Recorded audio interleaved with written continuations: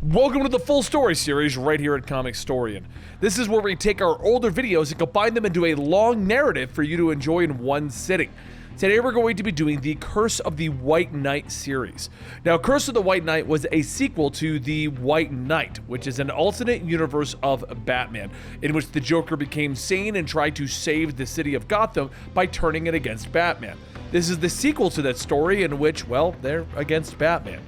Hope you guys enjoyed. Don't forget to stick around to the ending, where I'll see you there.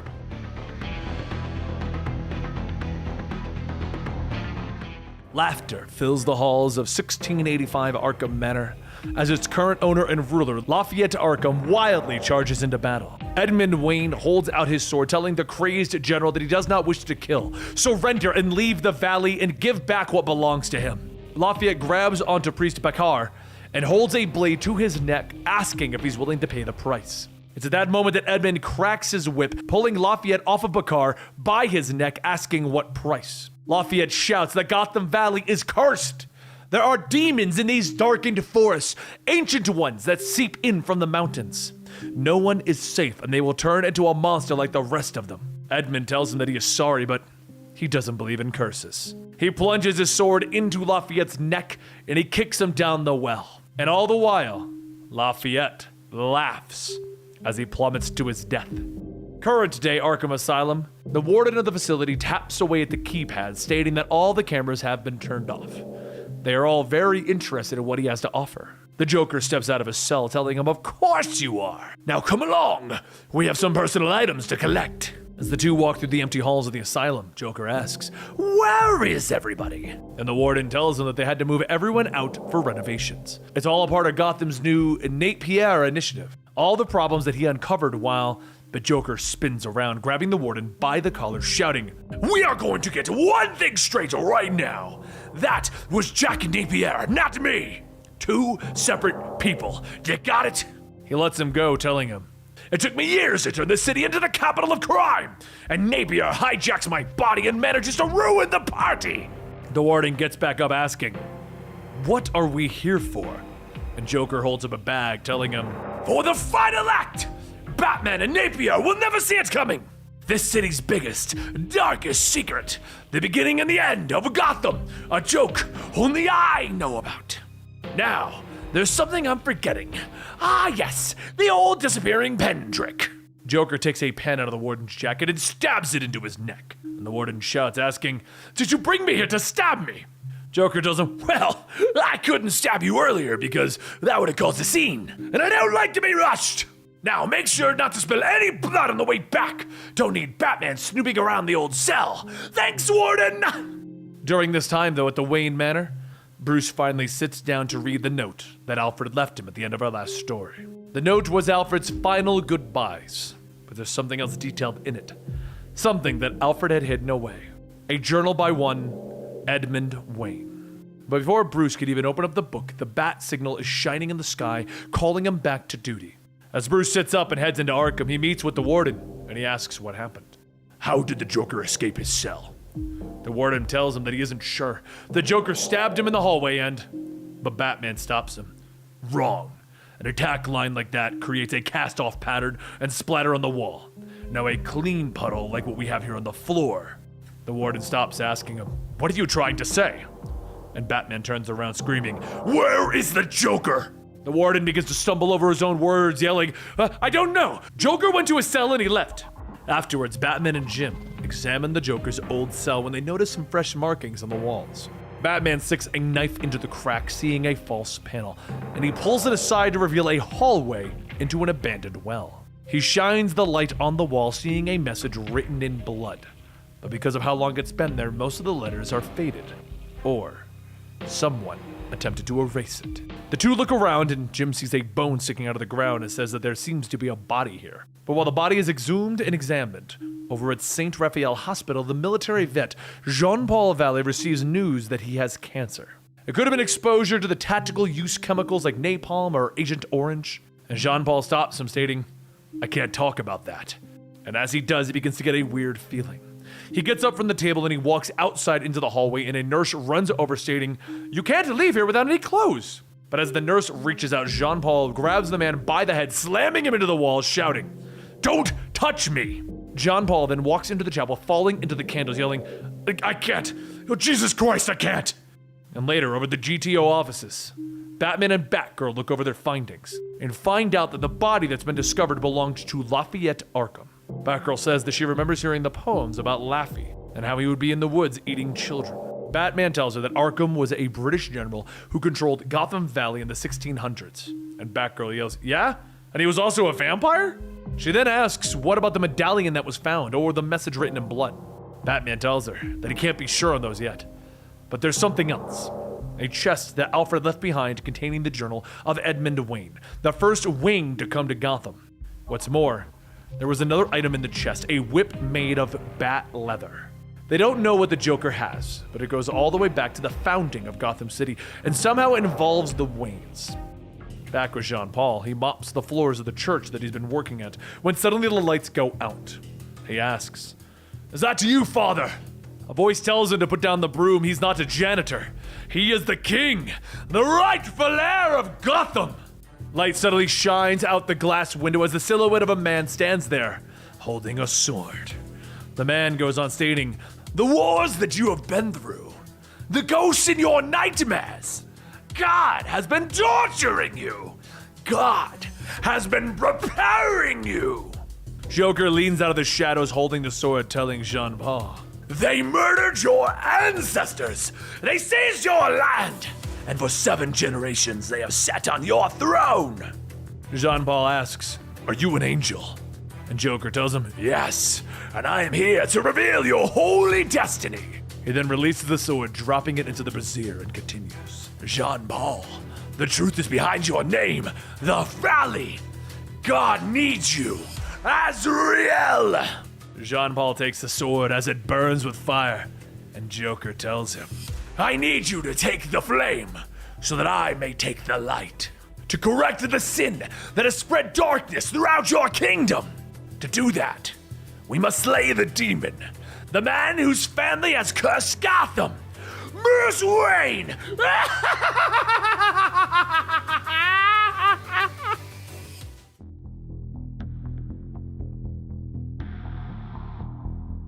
Over with Bruce Wayne, he is sitting looking through the journal that Alfred Pennyworth left to him before he passed.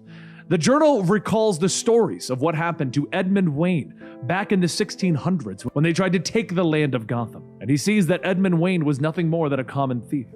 After being caught one night, he was approached by a man who would later be revealed to be Bakar. And Bakar told him that he was meant for something greater than these mere tricks. So while on their way to prison, Bakar rescues Edmund by killing dozens of guards. But then again, they seem to have more about them than just the average guardsman. Bakar spoke of a destiny that brought them to Gotham Valley. And before their showdown with Lafayette, they trained. Bakar taught Edmund how to fight, how to fire a gun, how to survive. Gotham Valley was where his family was and where he would make his final stand. However, Bakar's help came with a heavy cost, half of Gotham. And that wasn't something that he was willing to grant. But while Bruce was looking through the journal in his office, there was a knock at his door. Bruce's assistant stated that there's a woman here and she doesn't have an appointment.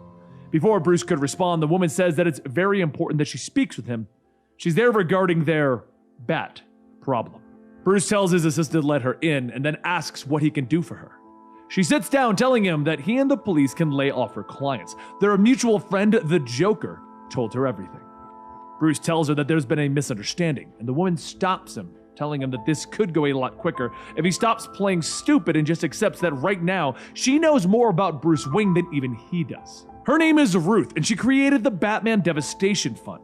She's also the financial handler for some of Gotham's wealthier citizens, the people Napier called the elites.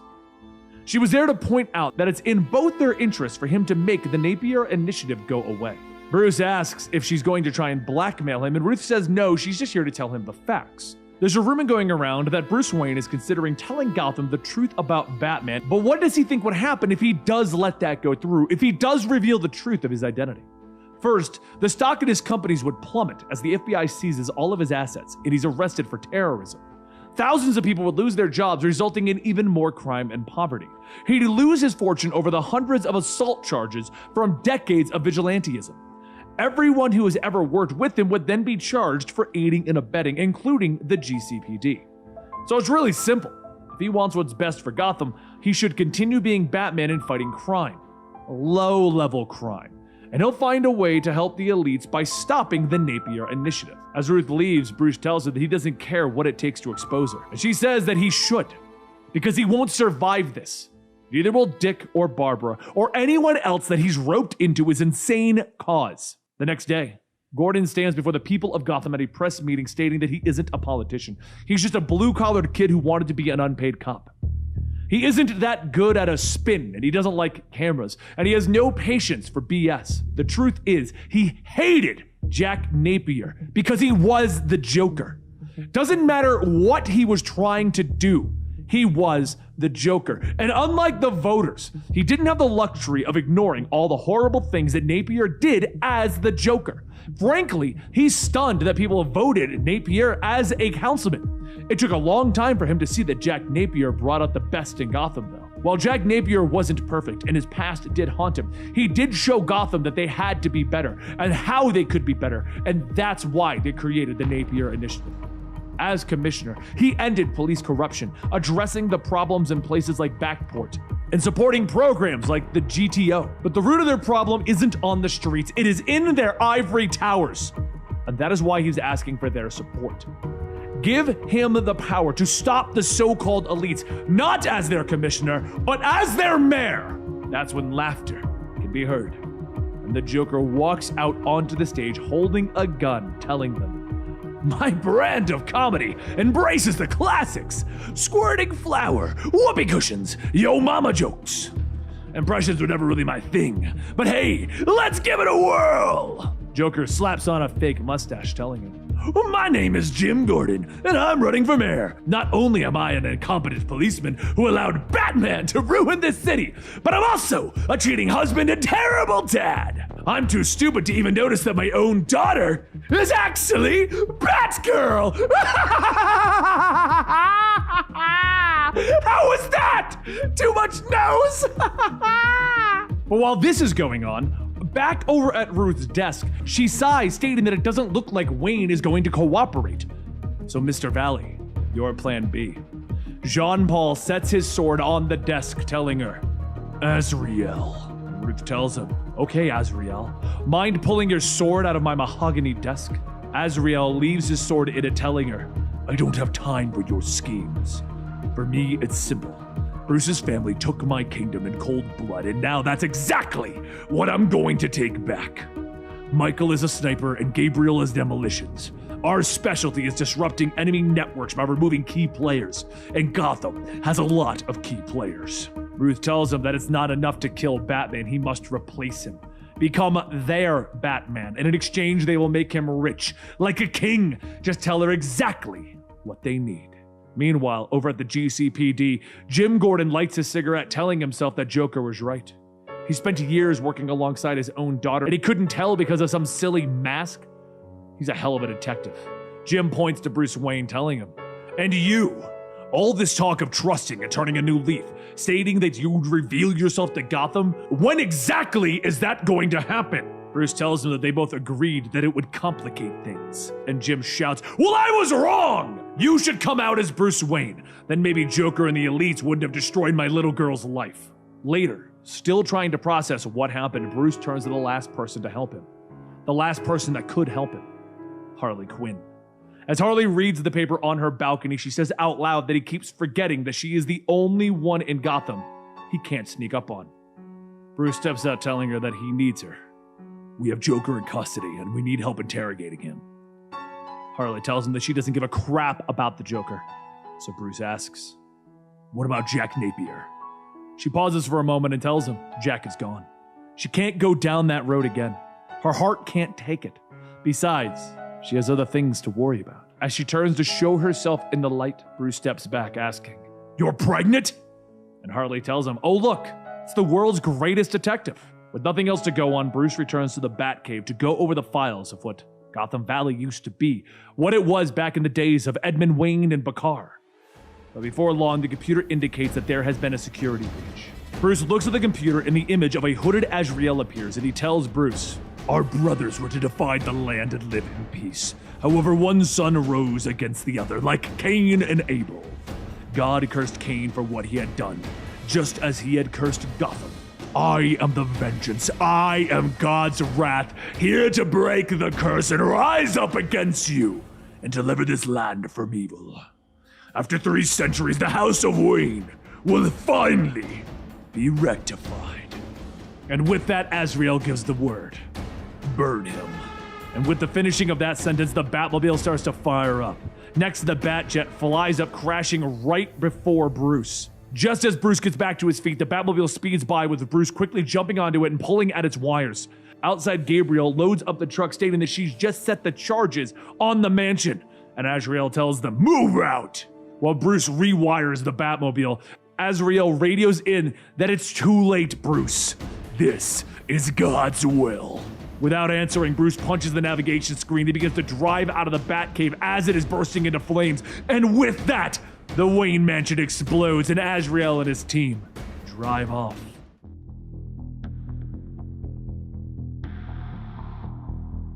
The explosion blasts the Batmobile into the water, effectively destroying it and forcing Bruce to kick out the windows just to even escape. As he swims up, gasping for air, Nightwing shouts, "There!" And Batgirl asks if he's okay. Nightwing tells her to just get them the hell out of here. Debris from the mansion is still falling down everywhere.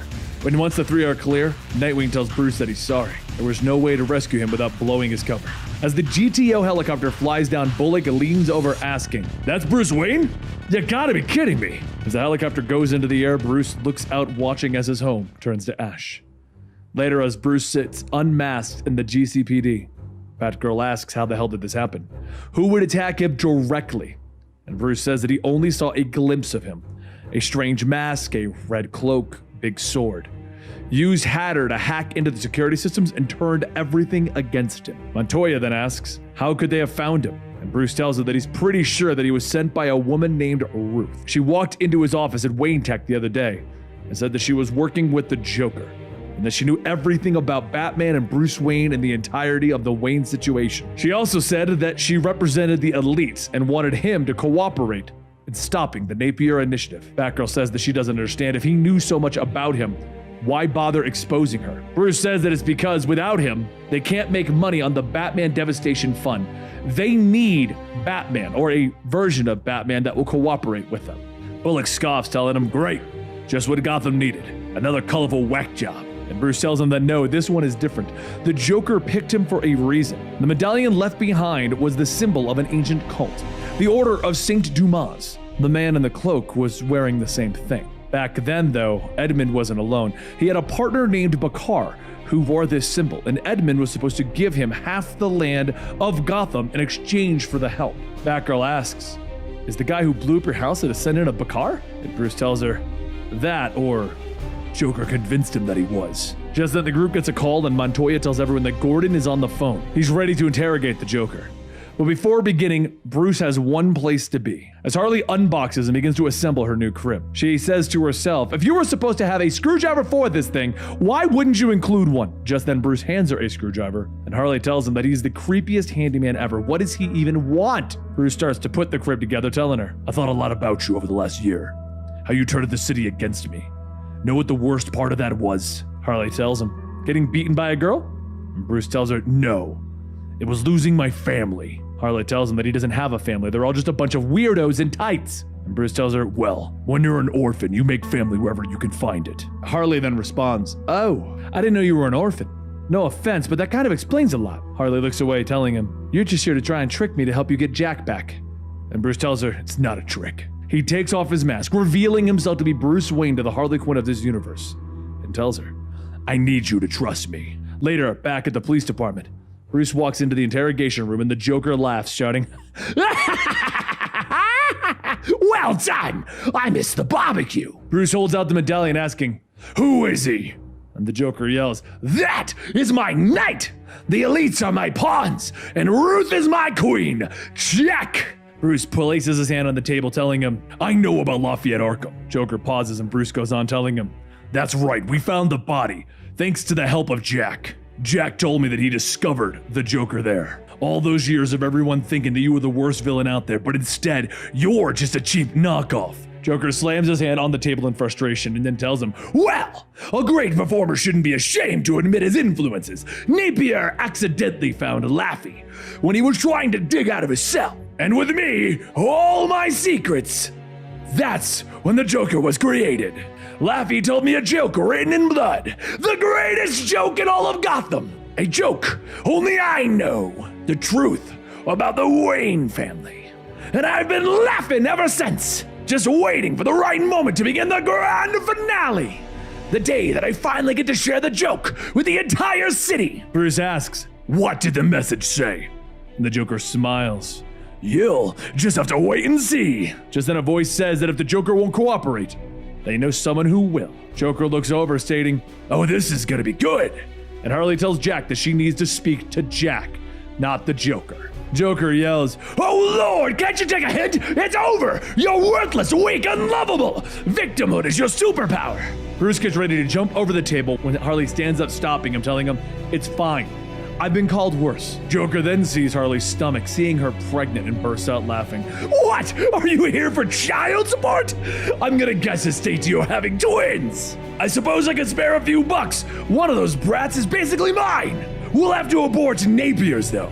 Hey Batman, have a coat hanging around the utility belt?" After it being Harley's turn to lunge over the table at those remarks, Harley and Bruce leave, looking through Joker's old cell to see if there was anything that they missed. And Harley says that this place is creepier without the psychopaths in it. As the two step into the well, Harley asks if this is where old Laffy died. So who killed him? Bruce says that there were two men. One was a pirate named Bakar, and the other was Edmund Wayne. Lafayette survived the fall, but before he died, he wrote a message in blood. Did Napier ever mention anything about it? Harley shrugs, says that he never said a word. She was just as disappointed about knowing the grand finale like them. Also, she's going to throw this out there, but have they ever thought that maybe Edmund killed Bakar? How else would that medallion have gotten in here? Bruce takes out a scanner and says that he thought that it fell off during the struggle, but he found something.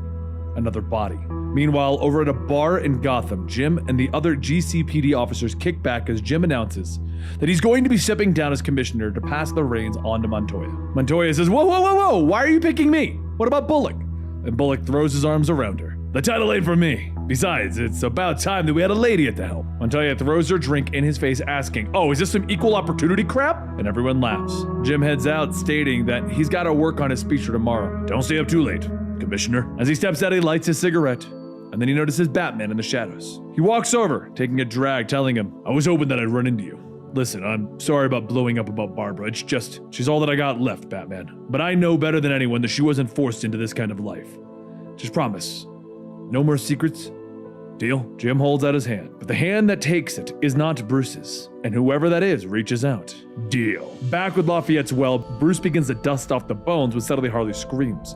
Bruce asks what's going on, and Harley yells that it's happening. This chunky blonde is not going through that tiny passage back out. Harley lays down and asks, "Do you have any bat strength painkillers in that belt of yours?" And Bruce tells her, "This is not a good idea. We don't know how safe." But Harley grabs Bruce by the cowl, shouting, "Just give me your damn drugs!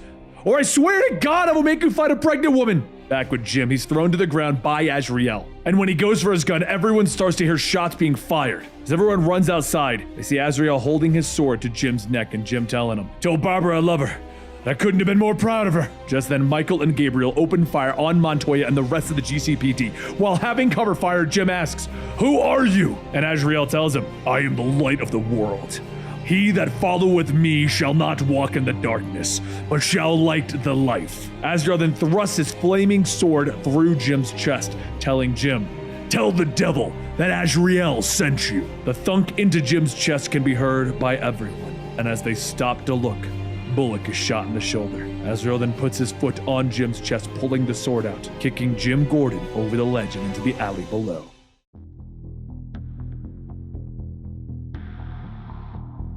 As the EMTs rush into Gotham Hospital, no one can hear the screaming that is all around them. Babs thinks back to the car ride with her father when she was younger, and how she said that she didn't want to go to school anymore because a boy pushed her down when he tried to kiss her. She didn't tell the teachers because she didn't want to get the boy in trouble. It was then that Jim told her that if anyone ever tries to hurt her, she's to hurt them back, harder. That's what Babs is thinking about as her father is dying on the operating table. She hopes, she wishes, but as the machine starts to let out that long, ear-piercing beep, She knows that her father, Jim Gordon, is gone. She rushes out of the hospital, telling herself that it's not true, and as she does, she passes Batman. Batman saw the look in her eyes, and he knew what had just happened. He runs past, going past all of the doctors, the nurses, feeling the same level of dread that Babs did. Jim Gordon was gone. Later, at the GCPD, Babs shouts asking how could they manage to let her father's killer escape with all of them there? They were all there when her father was gunned down in an alleyway. Why was he killed with all of them there? Batman tells her it's because of the Napier Initiative. If Jim was to become mayor, then he would become the biggest threat to their enemies.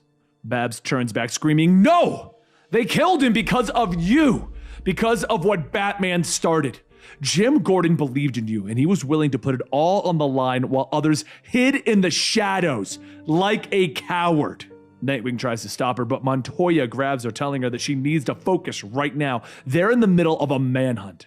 Nightwing snaps back, asking who put her in charge, and Montoya grabs his jacket, shouting, "James goddamn Gordon did. And if you're going to continue to work for the GTO, you better get used to following her orders."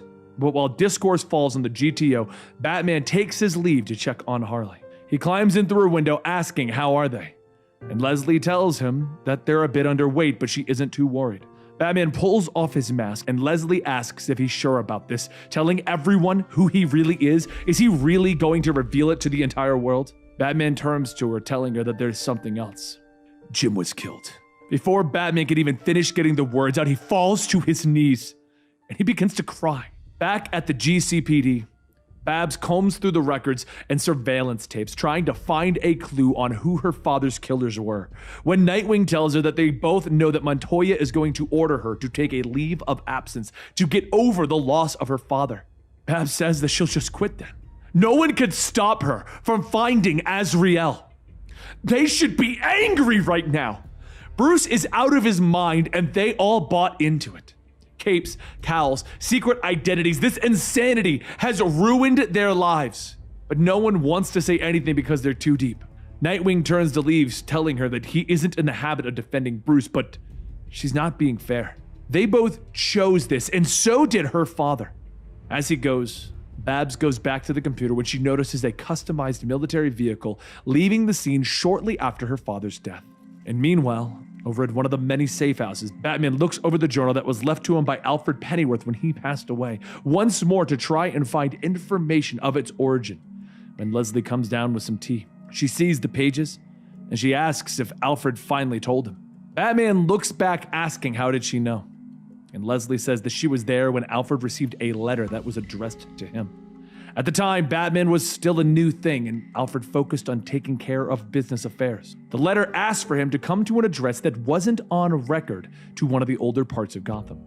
Alfred knew that he had to go, and that's when they met a man who claimed to be the last knight of the Order of Saint Dumas, a priest. That priest handed Alfred the journal, telling him that he trusts that the journal would be given to Bruce Wayne when the time was right. But before Alfred could ask any questions, the man disappeared.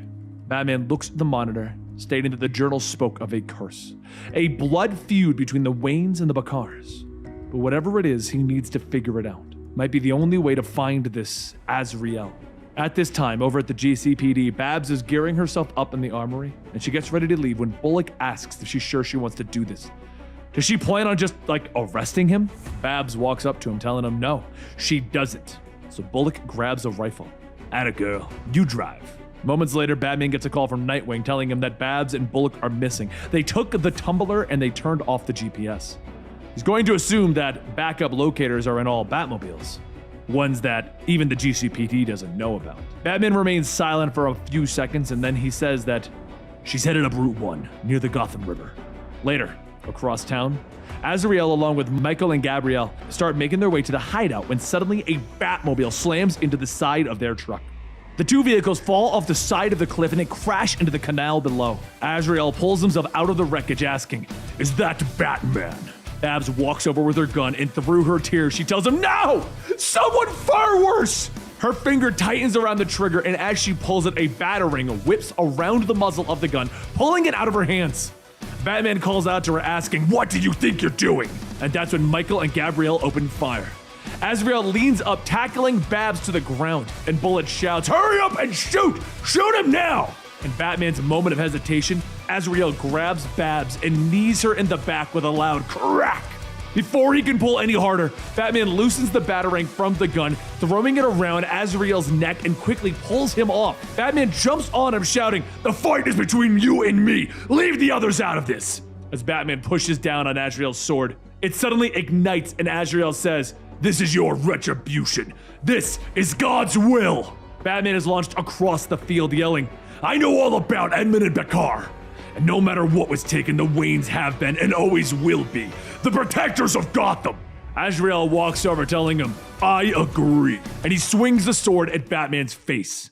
As the rest of the GTO arrive, they take down Michael, and when Nightwing calls out looking for Barbara, he sees a shadow rising out of the smoke.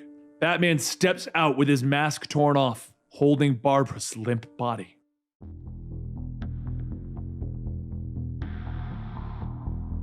The day after Barbara Gordon and Bullock went to get revenge and it went horrible, the city of Gotham is mourning the death of Commissioner James Gordon. Everyone stops to pay their respects, but there's one person who is not at the funeral: Batman.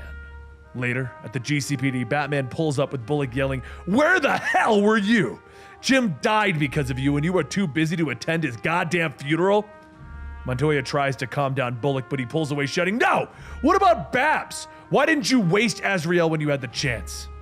Montoya tells him, because he and Barbara went rogue. That's why Barbara is in a wheelchair, and that kind of reckless behavior is going to get you suspended, Bullock. Batman tells the both of them, "No, Bullock is right. I should have been there. After everything that happened, I just wasn't sure I'd be welcome. I didn't want to cause a fight." Montoya goes on stating that what made Gordon so great is that he understood two things: trust and compromise. He accepted that the good guys didn't always get along. They just needed to trust each other, and that moving forward sometimes meant embracing their differences. Bullock asks how do they move forward from this, and Batman holds up a disc saying by focusing on the work. "We've always believed that Gotham began as a small village on the coast. That's why the Journal's map is so strange. It places the village in the wrong place, on the edge of the large bay that extended inland, in an area that we know as Gotham Reservoir. However, the journal is inaccurate. The settlement is beneath the reservoir. Someone tried to erase history by flooding. And that man was Edmund Wayne, my ancestors.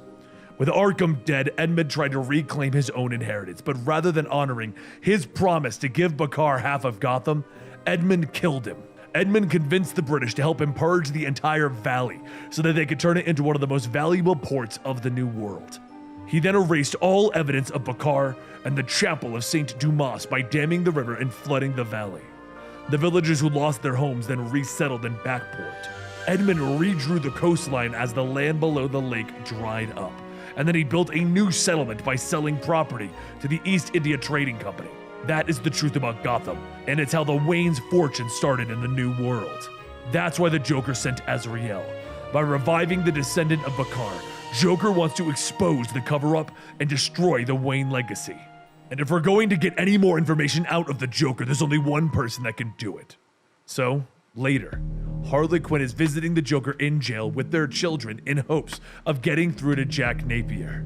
Harley sits down at the glass divider asking Jack where Azrael is, and what did the message written in blood on the well walls state. Joker walks up stating, "Jesus!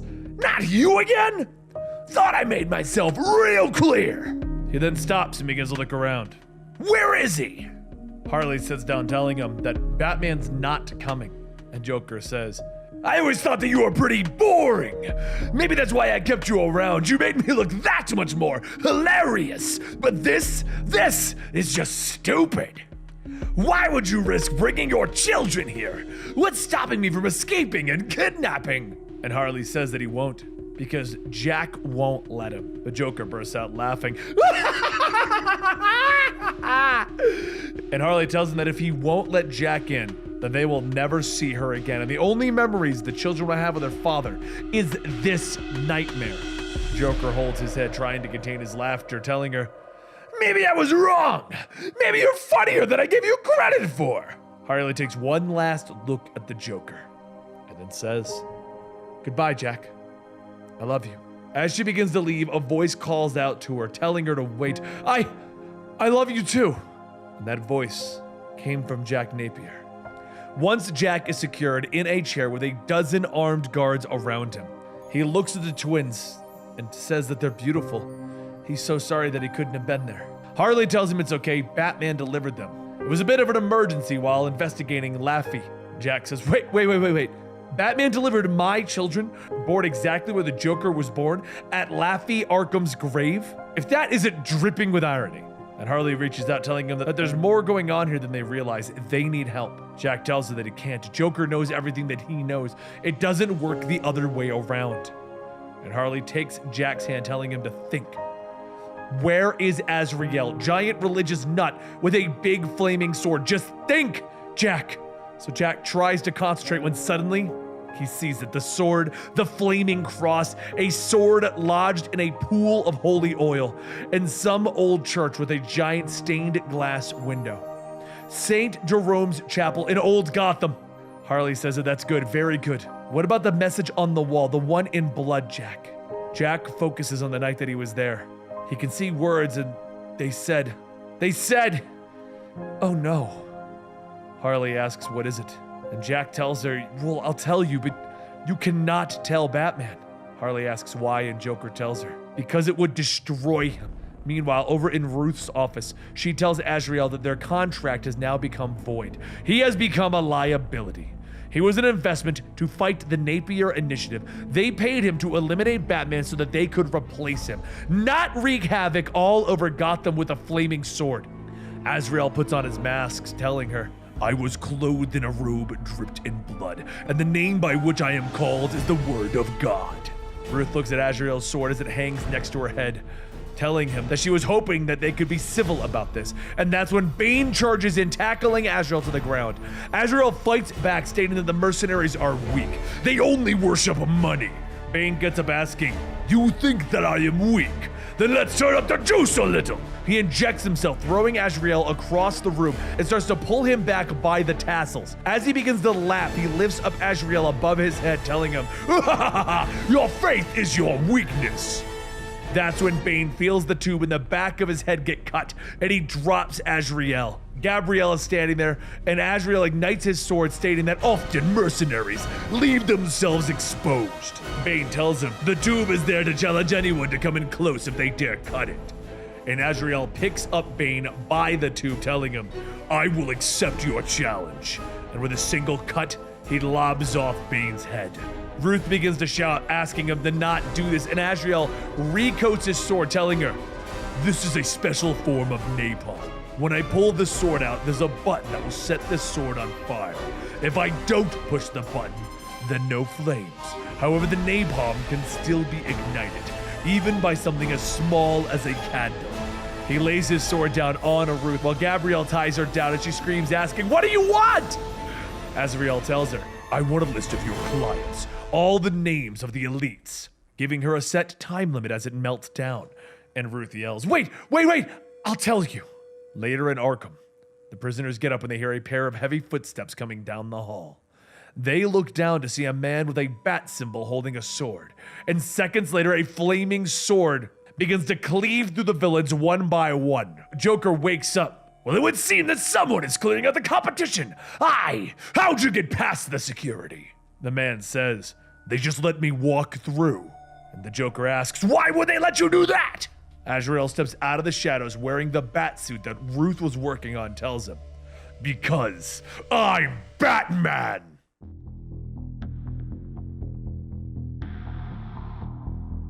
As Azrael and Joker begin to make their escape, Joker says that he really wants to know. Did security just let you through because you looked like a cyber metal Batman?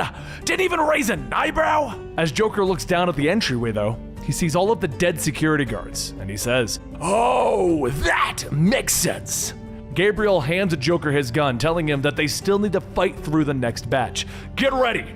As the metal doors slide open, Azrael, Gabriel, and Joker all open fire. Meanwhile, over at one of Batman's safe houses, Batman tells Harley that he can tell that she's keeping something from him, something Jack Napier said, the alter ego of the Joker. Harley says, does he even trust her? And Batman says that I trust that you have a good reason as to why you'd be keeping something from me. For now, we're going to split up. I'll look for Azrael while you go to the GTO building. Harley pauses for a moment and says thanks for trusting in her. Be careful, Batman. Batman's first stop is the pub where Alfred first received the journal to speak with the St. Dumas priest and to try and find a lead. The priest says that he has not seen Azrael since the Joker got to him, and Batman asks, why should you be trusted? So the priest tells him because Jean-Paul Valley is a very dangerous man and he needs to be stopped. Batman then asks, who is he?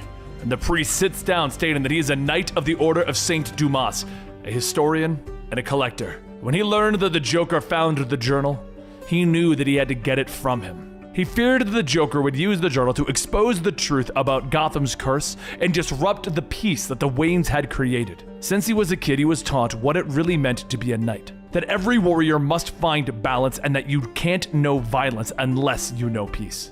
But Jean-Paul grew older. He became angry, restless, and uncontrollable. So the Order did what they thought best and they sent Jean-Paul to war. They had hoped that the battlefield would quench his bloodlust and that he would return to shed those demons. However, the Joker destroyed all of that by reigniting the blood feud, the Bakars and the Waynes. And now the entire city will know the truth of Edmund Wayne. Batman says, I already know the big secret and I really don't care. Edmund didn't want to share his inheritance, so he killed Bakar and then flooded the valley, destroying the village so that he could rebuild his fortune. The priest asks, is that what you think happened? There's much more to the story than what's in that journal. The Order of St. Dumas sent Bakar to Gotham on a quest to bring peace to the valley. But rather than converting the sinners, he joined them, and so he was banished. But Bakar wouldn't go quietly. He wanted vengeance. He wanted to seize power by finding the last Wayne. Their goal was to overthrow the criminal empire of Gotham, and the two became criminals themselves. Thieves, smugglers, pirates, they became the worst of the worst. And years passed, and once Edmund's heart had become as dark as the criminals that they had worked with, Bakar began the next part of his plan, to turn Edmund into a killer. Bakar sent Edmund to Laffey Arkham, and the two were to divide the valley in half. But Bakar, he had other plans. However, I will not give you all of the answers now. Sometimes, one must find their own path to discover their own truths. It's at that moment that Montoya shouts over the radio that Azrael is at the GTO and they need help now. As the priest leaves, Batman asks again who he is, and the priest tells him, my name is Jason Blood, and I've been in this valley a very long time. Batman then asks, how do you know all of this? And as Jason touches the mirror, his own reflection becomes that of a demon, and he tells him that he has some experiences with curses. A short while later, over at the GTO building, Batman pulls up asking what happened, and Montoya tells him that it was Azrael. He attacked with no warning. They managed to get Gabriel. Batman starts to look around asking, where's Harley? But off in the distance, Harley's dogs begin to bark and dig in the debris as Batman is rushing over. After moving around the rubble, Harley begins to cough and weakly says, he took them. He took my babies, Batman. Batman tells her to relax. Her ribs are broken. Lay down, Ed. But she screams, I'm not gonna lay down! I want my children back! And I'm going to go get them back from the Joker. Batman tries to calm her down, but Harley yells, no! This is all your fault! You had me put up with more of the Joker's humiliating abuse, and you had me become reminded of how blind I was all of those years ago, and now you've exposed my children to it. Batman realizes that there's no talking her down. He goes to his bike and he hands Harley her costume, telling her, suit up. But before leaving, everyone then sees the bat signal appearing in the sky, and Nightwing asks, where is that even coming from? So Batman looks in the direction of the spot, stating, looks like it's coming from the old Arkham building. Batman and Harley race over to Arkham, narrowly dodging the traps that are in place for them. Azrael sits and watches at the entryway. And right when he sees footprints on thermal, he begins his hunt. Once he's close enough, Batman leaps over the ledge, throwing a flash grenade that disrupts Azrael's suit, and he jumps in, kicking him in the face. Meanwhile, elsewhere, Harley quietly walks through the halls, calling out to Jack that the Joker wants to murder their children. We can't allow this to happen, Jack. You need to take control. The echo of the Joker rings throughout as he tells them, this place is special. This is where I first met Harleen Quinzel, the virtuous woman who would care for anyone. That's why she was turned into Harley Quinn, to be Arkham's biggest embarrassment and inmate. That's why you keep aligning yourself with the powerful. Myself, Napier, and now Batman. All because you're weak. Now your children will see for themselves just how helpless their mother really is. As the Joker jumps out of the shadows, he hesitates, shouting in pain, and his skin slowly turns back to normal as Jack Napier runs over telling Harley, "Don't listen to him. You're not helpless. The truth is the Joker is scared of you, Harley. That's why he's always kept you at a distance. Because you saw the things that he was most ashamed of, his humanity and his compassion. That's how we're going to beat him. You've surpassed everything that the Joker ever did to you. He sat helplessly by while you overturned Gotham and Batman in ways that he never could. He's humiliated by you, Harley. Joker's greatest enemy isn't Batman, it's Harley Quinn." As Jack hands Harley the twins, she asks, "What can I do to help? Just tell me what you need me to do, Jack." And his hand begins to tremble as he grips the gun and he tells her, "You need to run! I can't keep control of him!" As Harley turns to go, the Joker takes back control of the body, laughing as he points the gun at Harley's back. But before he could pull the trigger, Jack fights for control, grabbing a hammer, smashing himself in the face, or the Joker's face. Harley shouts that he did it, but Jack tells her no. She has to keep running. The Joker will never leave them alone. He'll never leave their children alone. There's only one way to end this, Harley. As she tries to help him up, Jack pushes her away, and he puts the gun beneath his chin. Harley yells for him not to do it, and as Jack is crying, tears streaming down his face, he tells her, "I love you, Harley." The gun begins to shake and he yells, "I can't! The Joker won't let me do it! Harley, take the gun! Stop me!" She takes the gun as the Joker takes control, lunging at her, and just as he gets her hands on her, there's a single gunshot. Back with Batman, Azrael continues to beat on him, telling him, "Try harder. This is way too easy." Batman groans, "Are you enjoying this?" And Azrael tells him, "Admit it, we both are." Batman yells, "We are not the same. I do not kill." And Azrael tells him, "You're just one who doesn't have the conviction to do what must be done. And if you don't, you'll never bring peace." And Batman screams, "How does killing bring peace to Gotham? Why did Gordon have to die? You're not a knight fighting a holy war. You're a demon, just like Bakar. And that's why you lost everything, because you dared attack the Waynes." But then laughing can be heard in the distance as Joker walks up all bloody. "You've got it all wrong, Batman. It wasn't Bakar who died next to Laffy. It was Edmund Wayne. With Arkham dead, Bakar's plan was almost complete. All he needed to do was eliminate Edmund. And so he did. He could then steal Edmund Wayne's identity, flood the valley, and start rebuilding Gotham. Edmund barely survived the fall into the well, but before he died, he left a message on the wall. A message in his own blood, hoping that it would one day reveal the truth. I am Edmund Wayne." As Batman begins to process this information, Azrael slams his sword into Batman's shoulder and the Joker goes on yelling, "That's why I've always been smiling! Because the joke I was told at Edmund's tomb, that Gotham's greatest hero is descended from criminals, that Batman is using a stolen fortune to wage a war on crime that his own family helped create. Do you get it, Bruce? You're not a real Wayne! Azrael is!" Azrael holds out the ring, telling him, "Once this is over, I'll be taking it all back from you and the rest of the elites." But before Azrael could push the sword in further, Harley jumps through, kicking him off the ledge into the dark pits below. She then turns and points the gun at the Joker, who laughs, shouting, "You won't do it! You don't have the..." She pulls the trigger, and with a single gunshot, the Joker falls to the ground.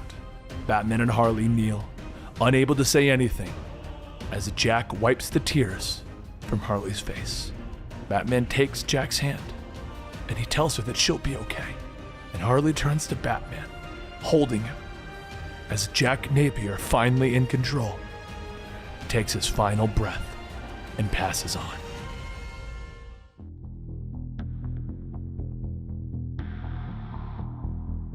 As the realization of not being a Wayne sets in, Batman thinks back to how this all began.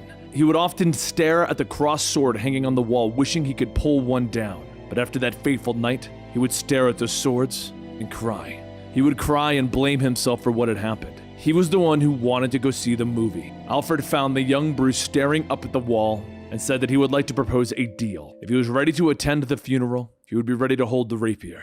When they get back, he will learn how to use it, how to fight, so that the next time that he's in danger, he'll know what to do. Young Bruce sniffles, asking, "Like Zorro?" And Alfred tells him, "Yes, like Zorro."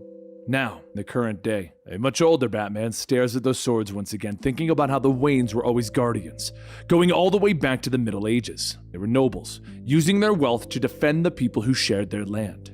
And as Batman, he wanted to honor that tradition. Learning the truth of Edmund Wayne has been difficult, but never once was not being a Wayne a thought. The truth is, Azrael's a descendant of a man who died in that well. As Batman stares at the computer screen, Harley tells him that he was right. She was keeping something from him. Jack Napier and her were worried what the truth might do to him, but they both knew that he would eventually figure it out. She couldn't stop it, but she would at least be there for him when he found out the truth. Batman lets out a sigh. The Joker's right. There is a curse in Gotham, and it's Batman. Harley shouts, "That's bull! Was your father a curse? Was your mother? We're not responsible for something that we never knew about, and neither are you. Who cares if you're technically not a Wayne? You're still doing what you've always done, guarding the city, using your fortune to protect people." Batman stops her, telling her, "Not according to this. It's the list of the elites. The GTO found Ruth, or what was left of her after Azrael killed her. There are names of every business and every investor she's ever made profit on. Most of it's channeled through one company, the largest company in Gotham, Wayne Corp. That's why she didn't want me to come to Gotham with the truth. I was her biggest client, Harley." Harley asks, "How did you not know? You're Batman. You know, the world's best detective?" Batman sits back, telling her, "That's the problem. I've been Batman for so long that it's taken over my life. I can't even shake someone's hand without imagining 3 different ways of breaking their elbow. I don't even know how to be Bruce Wayne anymore. I don't really know who he is. Joker and Azrael have proven it. Gotham will never forgive me." Harley kneels down, telling him, "Yes, they will. After all, they forgave Jack Napier for being the Joker, and you know why? Because he took off the mask. He asked for forgiveness. He knew in order to help Gotham, you had to trust Gotham." Batman tells her, "I do trust Gotham." And Harley asks, "Do you? Do you really?" Batman then says, "It'll destroy everything if I reveal it. I will have nothing left. I'll just be a poor Bruce Wayne." Harley takes him by the hand, telling him, "You'll still have your friends. You'll still have me." Later that day, Barbara struggles to walk again in crutches when she happens to slip. But it wasn't a nurse that caught her from falling, it was Batman. No, it was Bruce Wayne. And Bruce tells her that she's making good progress, and Barbara says that Azrael almost broke her spine. The doctors are stunned at any recovery. Bruce says that he's not. After all, you're a Gordon, and I'm sorry. Barbara sighs, telling him, "No, it's not your fault. I shouldn't have gone after Azrael after he killed my father without..." And Bruce stops her. "No.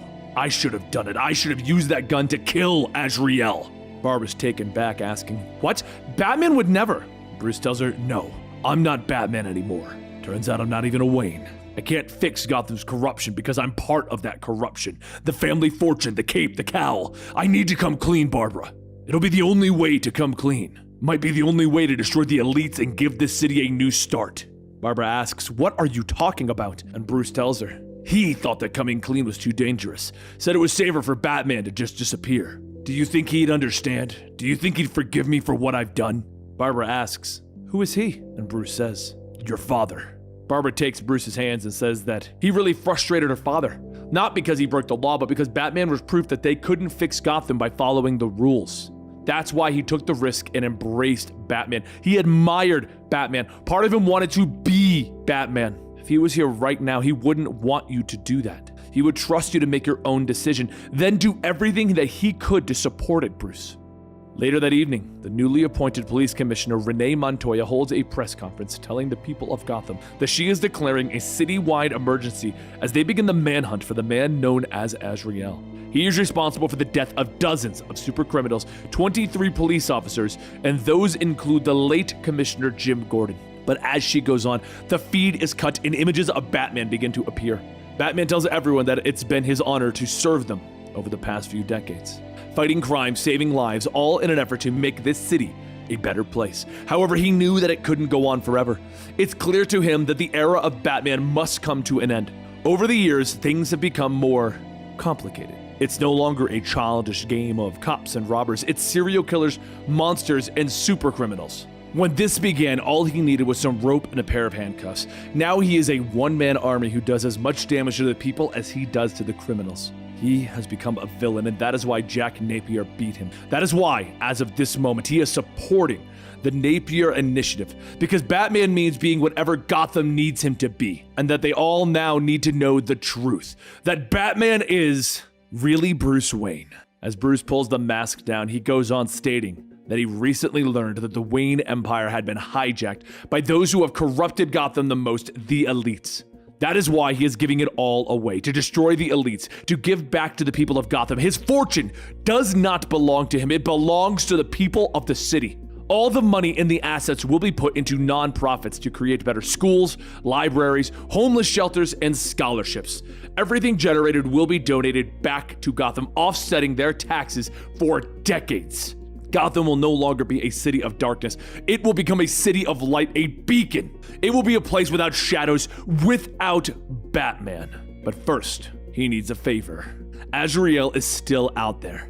As soon as the sun goes down, he'll make his move, and as Batman, he can get him, but not at the cost of hurting those around. That is why he is asking everyone to stay off the streets until Azrael is caught. He is asking for their forgiveness. He is asking to trust him one last time. He is asking for their permission to be Batman one final time. As the cameras turn off, Montoya asks, "You really can't help yourself, huh? Making decisions alone and forcing everyone to fall in line?" Bruce tells her, "I started this. Now I need to end it. You want to arrest Azrael without getting people hurt? This is the best option." Montoya says that most of Gotham doesn't even like him right now. How can he be sure that 8 million people will stay clear of the streets? Bruce heads into the garage telling her, "It's a risk, but if we clear the streets, I'll know that they're with me. And when it's all over, I'll turn myself in. In Gotham, no one is above the law, not even me. Azrael will most likely be targeting hospitals. With Ruth dead, he'll need a new source of medication. We'll need people keeping an eye on the cameras around the cities. The rest will be out in the streets looking." Montoya asks, "What will you be doing?" Azrael destroyed most of the Batmobiles when he attacked the GTO. There's only one left. Bruce looks down at the very first model Batmobile. He tells her, "Yeah, and it's my favorite one." As everyone gets ready to head out, Nightwing stops Bruce asking, "What happens when we catch Azrael? Is he going to be brought in safely and allowed to serve his time, or do you have something else in mind, Bruce?" Bruce asks, "What are you trying to say?" And Nightwing tells him, "I know exactly what this is about. It's not worth it. You'll not be able to live with yourself. Batman does not kill." Bruce thinks long and hard for a moment, and then he tells him, "Batman is dead, and so is Azrael." The check engine light kicks on, and Bruce races ahead, leaving Nightwing behind. With the streets clear, empty of civilians, Bruce thinks to himself that this is it. This is his last night as Batman.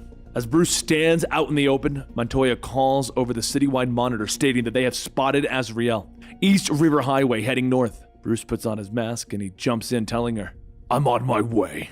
Everyone quickly converges to the reported site and they see Azrael swinging from the rooftops.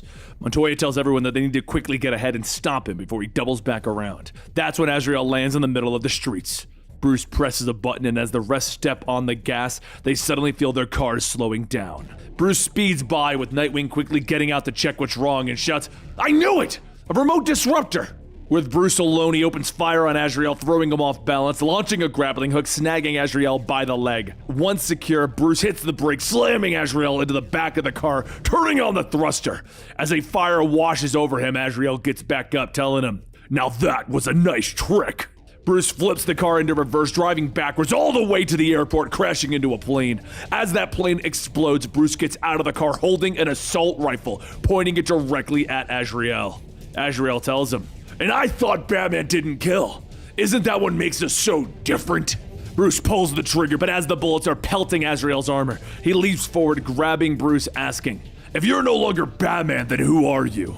Bruce struggles, telling him, "I am your reckoning." Azrael lifts Bruce up, telling him, "I have traveled the world seeking something bigger than myself, something that would repair me, bring me peace. But instead, I found that there's no peace for someone like me, only war.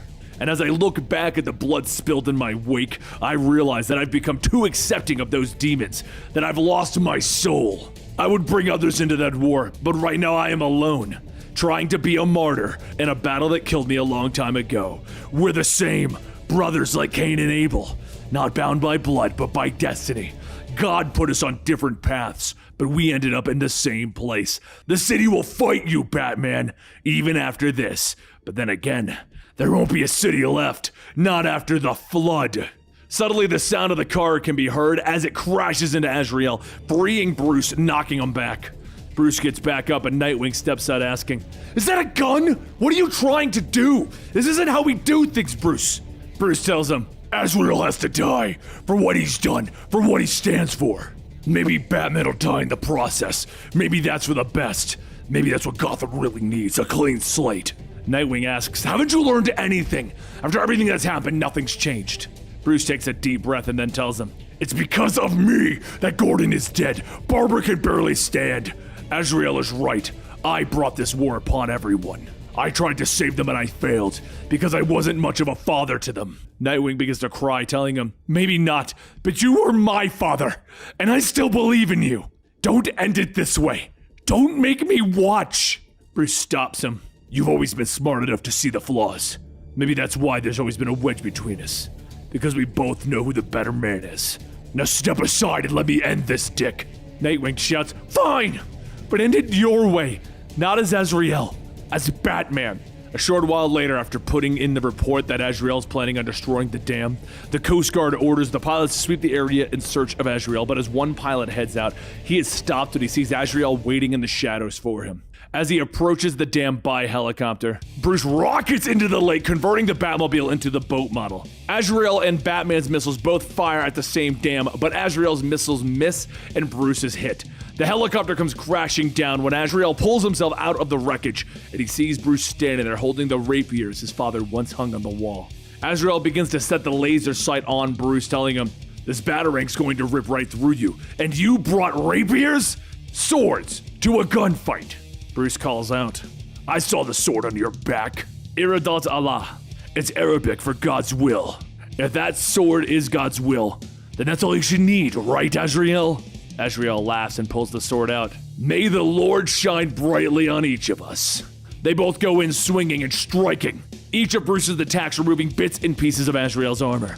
As Azrael swings his sword, knocking one of the rapiers away, stating, "You never change, always trying to disarm your opponent." Azrael lunges one last time, knocking away the other rapier, but Bruce quickly jumps behind him, slamming Azrael's head into the car, telling him, "Shields!" The car quickly begins to clink as the armor plating comes out, and then it slams shut onto Azrael's head. Bruce takes the sword from him, and as he pulls his helmet off, Azrael grabs the blade, telling him, "I have one last question for you. Do you think they knew? Your parents? Did they know that they were swine draped in pearls? Fake aristocrats bred from rotten bloodlines?"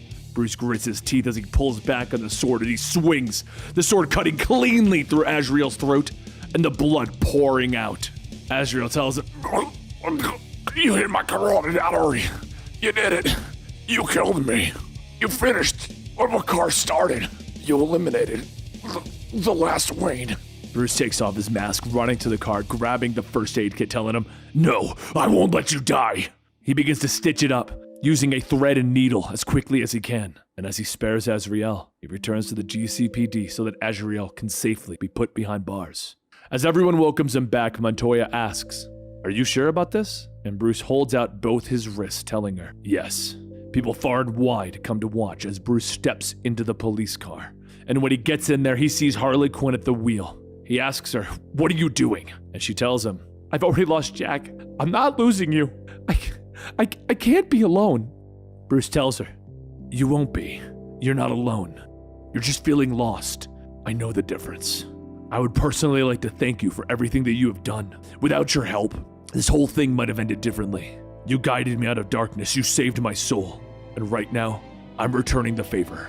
I'm not going anywhere, and if you need anything, you know where you can find me, Harley." She unlocks the car. She steps out, and she sees Bruce's hand on the window. She draws a heart with the droplets of water.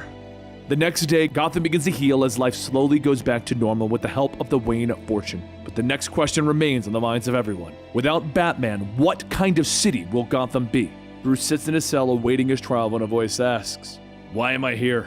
Bruce tells the man in the military uniform that Montoya wanted someone to keep an eye on him, someone who knows his tricks and can stop him from escaping. The man tells him, "We both know that no cell can hold you. Do you really expect me to believe that you intend on staying here? There's got to be another reason." Bruce stands up and he tells him, "Yes, there is. I want to talk." As the man steps forward, the light glints off his name tag, and it reads, Todd. And there you have it, Curse of the White Knight. Now, from what we understand, this is branching off into a White Knight universe led by Sean Gordon Murphy, the guy who created this entire universe.